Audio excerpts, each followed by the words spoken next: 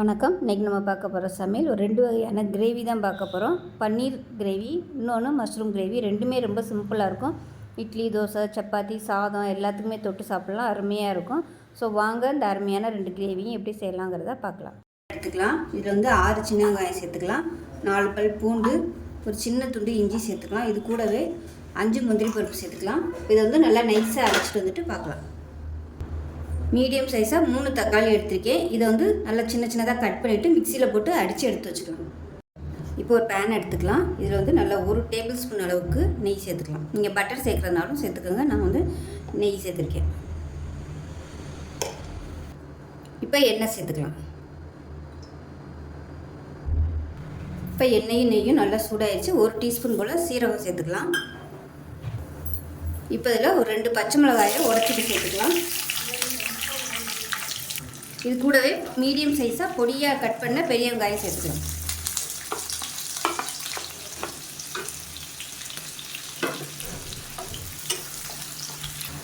உப்பு சேர்த்துக்கலாம். வெங்காயம் ஓரளவுக்கு வதங்கிடுச்சு நல்லா ப்ரௌன் கலரில். இதுக்கப்புறமா அரைச்சி வச்சுருக்க இஞ்சி பூண்டு பேஸ்ட்டு, முந்திரி பருப்பு இதெல்லாம் சேர்த்துக்கலாம். இதையும் சேர்த்து நல்லா பச்சை வாசனை போக வதக்கிட்டுக்கலாம். இப்போ இஞ்சி பூண்டு பேஸ்ட்டு நல்லா வதங்கிடுச்சு. எல்லாமே எண்ணெயில் வந்து நல்லா அப்படியே பொரிய ஆரம்பிச்சிருச்சு பாருங்கள். இந்த ஸ்டேஜில் 1.5 டேபிள் ஸ்பூன் கடலை மாவு சேர்த்துக்கலாம். கடலை மாவு சேர்த்தோம்னா நல்ல ஃப்ளேவராகவும் இருக்கும், டேஸ்ட்டும் நல்லாயிருக்கும். இதை வந்து எண்ணெயில் நல்லா வதக்கி விட்டுக்கலாம். நல்லா ஒரு திக்னஸ் கொடுக்கும் கிரேவிக்கு. இப்போ கடலை மாவு சேர்த்து வதக்கியாச்சு. இப்போ இதில் வந்து 1 டேபிள் ஸ்பூன் தனியாத்தூள் சேர்த்துக்கலாம், மல்லித்தூள் 1.5 டேபிள் ஸ்பூன் மிளகாத்தூள் சேர்த்துக்கலாம். இதில் கொஞ்சமாக மஞ்சத்தூள் சேர்த்துக்கலாம். இதையும் சேர்த்து நல்லா வதக்கிக்கலாம். நல்லா எண்ணெய் பிரிஞ்சு வரணும். ஏன்னா நம்ம கடலை மாவு சேர்த்துருக்கனால நல்லா வதக்கணும், இல்லைன்னா உங்களுக்கு அந்த பச்சை ஸ்மெல் அடிக்கும். அடுப்போது நல்லா மீடியத்தில் வச்சுக்கிட்டு பச்சை வாசனை போக வதக்கிக்கலாம். தனியாத்தூள் மிளகாத்தூள்லாம் சீக்கிரமாகவே வதங்கிடும். அதனால தான் வந்து கடலை மாவு போட்டு ஒரு 2 நிமிஷம் நல்லா வதக்கி விட்டுட்டு அதுக்கப்புறமா மிளகாத்தூள் தனியாத்தூள் சேர்த்திங்கன்னா கரெக்டாக வரும் உங்களுக்கு. எல்லாத்தையுமே மொத்தமாக ஒரே அடியாக சேர்த்திங்கன்னா கடலை மாவு வந்து வறுபடுறதுக்கு நேரம் ஆகும், பச்சைத்தன்மை போகிறதுக்கு. ஒரு 2 நிமிஷம் இந்த ஹீட்லேயே இது நல்லா வேகட்டும். இப்போ நல்லா வதக்கியாச்சு. எண்ணெய் வந்து நல்லா கசிய ஆரம்பிச்சிருச்சு பாருங்கள். இந்த சைடெலாம் ஓரம்லாம் இந்த அளவுக்கு நல்லா வதக்கணும். இந்த மாதிரி வதக்கணும்னா பச்சை வாசனை போயிடுச்சுன்னு அர்த்தம். வந்து நம்ம அரைச்சி வச்சுருக்க இந்த தக்காளி பேஸ்ட்டை சேர்த்துக்கணும். இதையும் சேர்த்துட்டு இந்த தக்காளியோட பச்சை வாசனை போகிற அளவுக்கு வதக்கிக்கலாம். இதுவும் அப்படியே நல்லா தொக்கு மாதிரி வரும், அது வரைக்கும் நல்லா வதக்கி விட்டுக்கலாம். இப்போ இந்த மசாலாவுக்கு தேவையான உப்பு சேர்த்துக்கலாம். இப்போ மசாலா நல்லா வதங்கிடுச்சு பாருங்கள். இந்த ஸ்டேஜில் தண்ணி வந்து சூடு பண்ணிவிட்டு சேர்த்துக்கோங்க. திக்னஸை பார்த்துக்கிட்டு நீங்கள் தண்ணி சேர்த்துக்கணும்.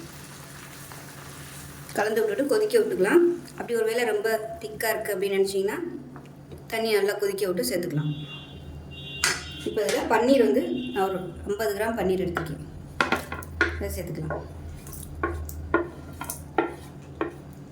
பன்னீர் வந்து வறுக்கணும்னு அவசியம் இல்லை. உங்களுக்கு வறுத்தா தான் பிடிக்கும்னா நீங்கள் வறுத்துக்கலாம். வறுத்துட்டு தனியாக இதில் சேர்த்துக்கோங்க. நல்லா கலந்து விட்டுட்டு கஸ்தூரி மெத்தி 1 டேபிள் ஸ்பூன் நல்லா பொடி பண்ணிவிட்டு சேர்த்துக்கோங்க. எல்லாம் கலந்து விட்டுட்டு உப்பு செக் பண்ணி பார்த்துக்கோங்க. உப்பு வந்து கொஞ்சம் அரை உப்பாகவே போட்டுக்கோங்க. கொஞ்சம் வற்றி வந்ததுக்கப்புறமா உப்பு பத்தலைன்னா நம்ம அதுக்கப்புறமா சேர்த்துக்கலாம். இப்போ இது நல்லா கொஞ்சம் கொதிக்க ஆரம்பிச்சிருச்சு, சூடு ஏறி. இப்போ இந்த ஸ்டேஜில் அடுப்பு நல்லா குறைச்சி வச்சுக்கோங்க. குறைச்சி வச்சுட்டு நல்லா கொதிக்கட்டும். அப்படியே ஃபுல்லாக எண்ணெய் தெளிஞ்சு வரும். அதுக்கப்புறமா நம்ம மதிக்கலாம். இப்போ எப்படி இருக்குன்னு பார்க்கலாம். பாருங்கள், சூப்பராக வந்துருச்சு. நம்ம ஊற்றின எண்ணெய் எல்லாமே அப்படியே வெளியே வந்துருச்சு. இந்த மாதிரி வெளியே வந்துருச்சுன்னா மசாலா எல்லாமே நல்லா குக் ஆகிடுச்சின்னு அர்த்தம். அதனால தான் எப்போயுமே இந்த மாதிரி எண்ணெய் பிரிஞ்சு வர அளவுக்கு வதக்கணும்னு சொல்கிறது. இப்போ நமக்கு சூப்பராக ரெடி ஆகிடுச்சு. இது வந்து இட்லி, தோசை, சப்பாத்தி எல்லாத்துக்கூடையுமே சாப்பிடலாம். நான் வந்து இன்றைக்கி தோசையோடு தான் வச்சு சாப்பிட போகிறேன். ஸோ டேஸ்ட் நல்லா அட்டகாசமாக இருக்கும். கஸ்தூரி மெத்தி போட்டிருக்கிறதுனால நம்ம வந்து பன்னீர் பட்டர் மசாலா சாப்பிட்டா எப்படி இருக்குமோ அதே டேஸ்ட்லேயே தான் இருக்கும். ஸோ செஞ்சு பாருங்கள். ரொம்ப சிம்பிளான ஒரு ரெசிபி. செஞ்சு பார்த்துட்டு எப்படி வந்துச்சுங்கிறத சொல்லுங்கள். வீடியோ பிடிச்சிச்சின்னா லைக் பண்ணுங்கள், கமெண்ட் பண்ணுங்கள், சேனலை சப்ஸ்கிரைப் பண்ணுங்கள், பக்கத்தில் உள்ள பெல் பட்டனையும் ப்ரெஸ் பண்ணுங்கள். நன்றி. ஆனால் இட்லி, தோசை, சப்பாத்தி எல்லாத்துக்குமே சூப்பராக இருக்கும் இந்த மஷ்ரூம் கிரேவி. வாங்க இந்த அருமையான சிம்பிளான மஷ்ரூம் கிரேவி எப்படி செய்யலாங்கிறத பார்க்கலாம். ஒரு மிக்ஸி ஜார் எடுத்துக்கலாம். அதில் வந்து ஒரு 10 சின்ன வெங்காயம் சேர்த்துக்கலாம். அதே மாதிரி ஒரு 6 பல் பூண்டு வந்து சேர்த்துக்கலாம். ஒரு 5 துண்டு இஞ்சி பொடியாக கட் பண்ணி வச்சுருக்கேன், அதையும் சேர்த்துக்கலாம். ஒரு 4 முந்திரி பருப்பு. இது இப்போ அதை கொஞ்சமாக தண்ணி ஊற்றி நல்லா நைஸாக அரைச்சிட்டு பார்க்கலாம். இப்போ ஒரு பவுல் எடுத்துக்கலாம். இப்போ வந்து நெய் சேர்த்துக்கலாம். நெய் இல்லைன்னா பட்டர் எதுனாலும் நீங்கள் சேர்த்துக்கலாம். நான் வந்து நெய் சேர்க்குறேன். இப்போ இது கூடவே தேவையான அளவுக்கு எண்ணெயும் சேர்த்துக்கலாம். இப்போ தேவையான அளவுக்கு எண்ணெய் சேர்த்துக்கலாம். பட்டர் சேர்த்திங்கன்னா உங்களுக்கு டேஸ்ட்டு சூப்பராக இருக்கும். சப்பாத்தியோடு சாப்பிட்றதுக்கு அருமையாக இருக்கும். நான் வந்து இன்றைக்கி பட்டர் இல்லாதனால நெய் சேர்த்துருக்கேன். இப்போ நெய்யும் நல்லா சூடாகிடுச்சு. 1 டீஸ்பூன் போல் சோம்பு சேர்த்துக்கலாம். இதுக்கு வந்து மசாலா வந்து எதுவுமே கிடையாது, வெறும் சோம்பு மட்டும்தான். அது கூடவே கருவேப்பிலையில் சேர்த்துக்கலாம். இது நல்லா பொரிக்கட்டும். இப்போ இதில் 2 பச்சை மிளகாயை இந்த மாதிரி 2ஆக கீறிட்டு சேர்த்துக்கோங்க. இது வந்து ஃப்ளேவருக்காக மட்டும்தான். அதே மாதிரி மீடியம் சைஸாக 2 பெரிய வெங்காயம் நல்லா பொடியாக கட் பண்ணி வச்சுருக்கேன், அதை சேர்த்துக்கலாம். இதுக்கு வந்து வெங்காயம் நிறைய சேர்த்திங்கன்னா தான் நல்லாயிருக்கும்.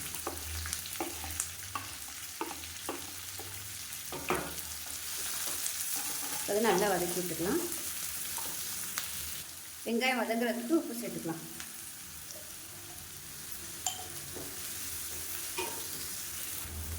இப்போ வெங்காயம் ஓரளவுக்கு வதங்கிடுச்சு. நம்ம அரைச்சி வச்சுருக்க இந்த இஞ்சி பூண்டு முந்திரி சின்ன வெங்காயம் இந்த பேஸ்ட்டாக சேர்த்துக்கலாம். இந்த சின்ன வெங்காயம் அரைச்சி சேர்க்கும்போது டேஸ்ட் வந்து நல்லா இருக்கும். அதோட முந்திரி பருப்பெல்லாம் சேர்த்து அரைச்சிக்கிறதுனால. இப்போ இஞ்சி பூண்டு பேஸ்ட்டு எல்லாமே நல்லா வதங்கி அதில் வந்து நல்ல ஒரு ஃப்ளேவர் வருது. இதில் வந்து 1/4 டேபிள் ஸ்பூன் மஞ்சள்தூள் சேர்த்துக்கலாம். காரத்துக்கு ஏற்ற மாதிரி மிளகாத்தூள் நான் வந்து 1.5 டேபிள் ஸ்பூன் மிளகாத்தூள் எடுத்திருக்கேன். மிளகாத்தூள் வந்து எவ்வளோ எடுக்கிறோமோ அதில் பாதி தனியாத்தூள் எடுத்துக்கோங்க. நான் வந்து 1/2 டேபிள் ஸ்பூன் எடுத்திருக்கேன். 1/2 டேபிள் ஸ்பூன் இல்லை 3/4 டேபிள் ஸ்பூன் சேர்த்துக்கோங்க. இப்போ இதையும் சேர்த்து நல்லா அந்த எண்ணெயில் வந்து பரட்டி எடுத்துக்கலாம்.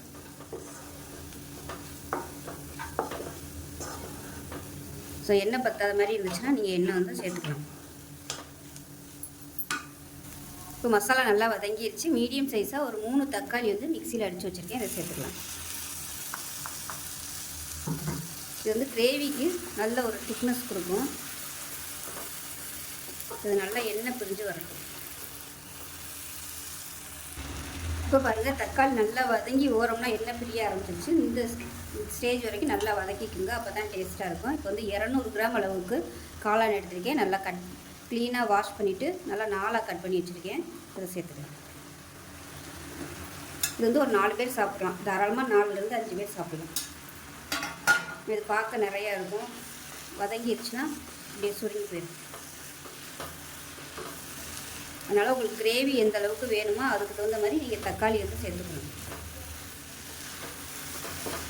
நல்லா பரட்டி விட்டுக்கலாம். மஷ்ரூம்லேருந்து தண்ணி வரும், அந்த தண்ணி வர்ற வரைக்கும் நல்லா வதக்கி விட்டுக்கணும். பக்கத்துலேருந்து தண்ணி நல்லா கொதிக்க வச்சுருக்கேன். இது நல்லா வதங்கினதுக்கப்புறமா இந்த சுடு தண்ணியை நம்ம சேர்த்துக்கணும்.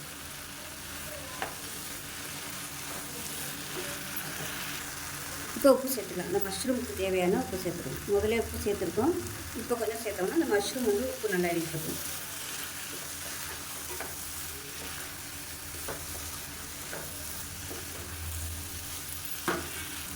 இப்போ அடுப்பு மீடியமான ஃப்ளேமில் வச்சுட்டு மூடி வச்சிடலாம். இப்போ எப்படி இருக்குன்னு பார்க்கலாம். பாருங்கள் எந்த அளவுக்கு தண்ணி விட்டு வந்திருக்குன்னு. இந்த மாதிரி தண்ணி விட்டு வரணும். அது வரைக்கும் நல்லா வேக விட்டுக்கலாம். இப்போ இந்த ஸ்டேஜில் மிக்சியிலேருந்து அலசி வச்சுருக்கேன், அந்த தண்ணியை சேர்த்துக்கலாம். இது கூடவே கொஞ்சமாக சுடு தண்ணி சேர்த்துக்கலாம். சேர்த்துட்டு நல்லா கலந்து விட்டுலாம். கலந்துட்டு மூடி வச்சிடலாம். இது வந்து ரொம்ப சிம்பிளாக பண்ணக்கூடிய ஒரு மஷ்ரூம் கிரேவி. இதில் விருப்பப்பட்டால் நீங்கள் தேங்காய் ஊற்றுறதுனாலும் ஊற்றிக்கலாம். தேங்காய் சோம்பு வச்சு ஊற்றுறதுனாலும் ஊற்றிக்கலாம். அதை மூடி வச்சிடலாம். இப்போ எப்படி இருக்குன்னு பார்க்கலாம். பாருங்கள், தண்ணி வந்து நல்லா வற்றிடுச்சு. தண்ணி வந்து நீங்கள் கொஞ்சம் கம்மியாக ஊற்றிட்டிங்கன்னா உங்களுக்கு சீக்கிரமாகவே வற்றிடும். இதை விட ட்ரையாக வேணும்னு நினச்சிங்கன்னா தண்ணியை வந்து நீங்கள் ஊற்ற வேணாம். இது வந்து கரெக்டாக இருக்கும். ஒரு 4 பேர் சாப்பிட்றதுக்கு இந்த அளவுக்கு கிரேவியாக இருந்தால் தான் நல்லாயிருக்கும். இப்போ லாஸ்ட்டாக கொத்தமல்லி இலை சேர்த்துக்கலாம். நம்ம தேங்காயெலாம் நம்ம எதுவுமே சேர்க்கல, அதனால் அந்த மாதிரி தான் இருக்கும். தேங்காயெலாம் சேர்த்தோம்னா நல்லா க்ரீமியாக கிடைக்கும் டெக்ஸ்சரு. இது ரொம்ப சிம்பிளாக பண்ணக்கூடிய ஒரு மஷ்ரூம் கிரேவி. டக்குன்னு பண்ணிடலாம்.